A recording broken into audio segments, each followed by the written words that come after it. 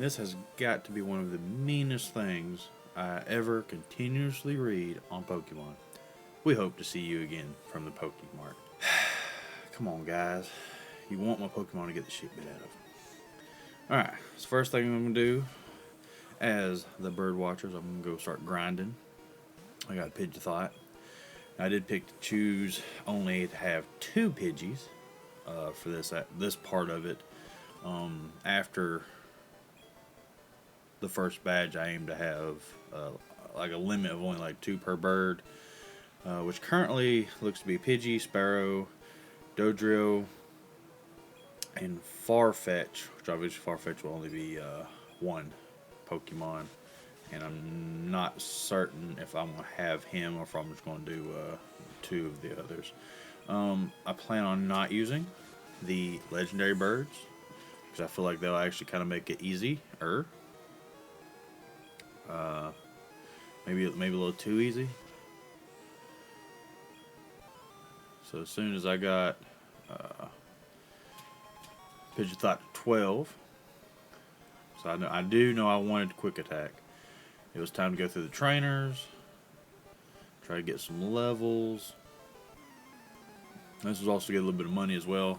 I do have to catch so many Pokemon in general so that I can get different little items like running shoes and even though I won't use it, the XP share, but different little items.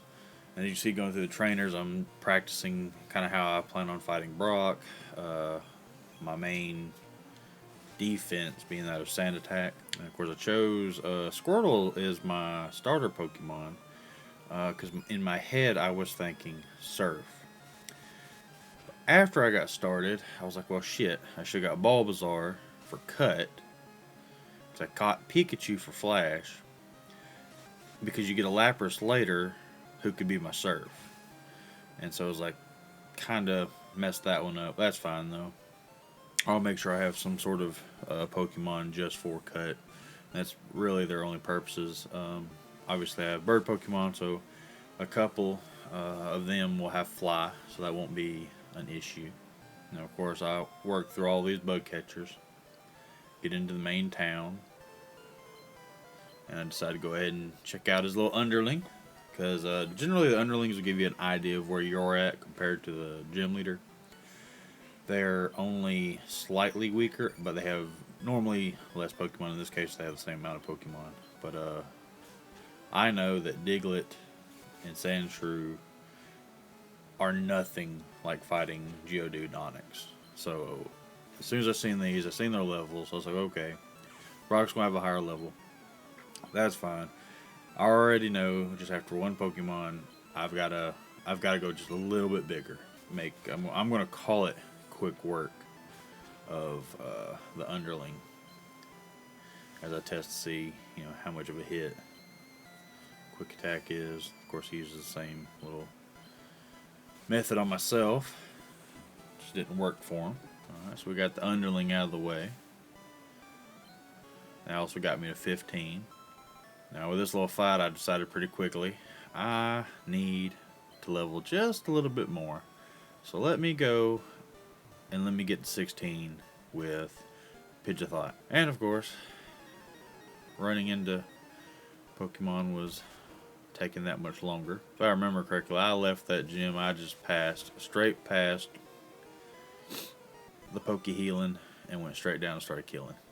And I was like, man, we've got to grind. I need 16 to have a chance at Brock. Now luckily, in this, I don't have Peck, which kind of sucks.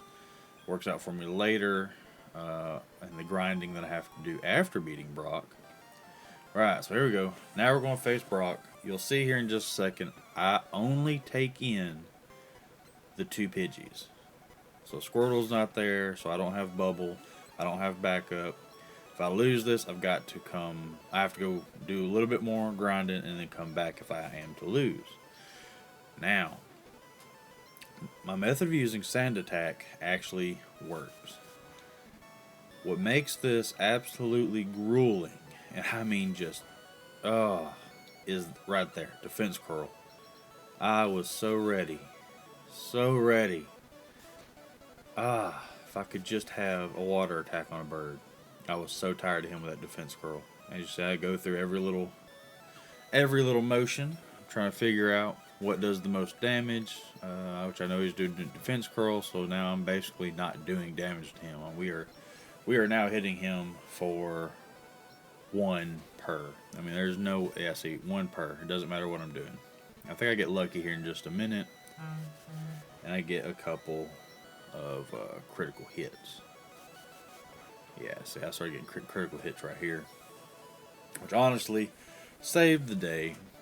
And if you're wondering how long does it take to beat Brock with two Pidgeys, well, it took me 9.5 minutes, I believe. Now right here, I already seen that my big Pidgey was probably not going to survive that fight.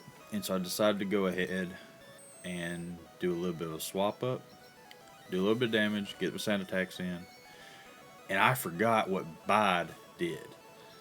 It wasn't until after I hit him I thought, I know what that is. I know what that does. And sure enough, he hit me. And I was like, okay. I know that this Pidgey hits harder than the other Pidgey. So what we're going to do is we're going to swap. Let's get the other Pidgey in here. Try to get a little hit in. Which, of course, again, at this point, it's just dawned on me what Bide does. And I'm just like, screw it. Get all the hits I can in. I'm not doing a lot of damage to him, so he's not doing a lot of damage to me. Of course, Sand Attack has got him to where he's not hitting me. And so here we are. I mean, this match turned out to be a lot closer than I really thought it would have been. Because generally, in Pokemon matches, you either just outright destroy the opponent or they just outright destroy you. It's not really like close. But whenever I'm sitting there with two normal Pokemon with normal attacks doing less than normal damage, I'm trying to do all that I can do damage-wise.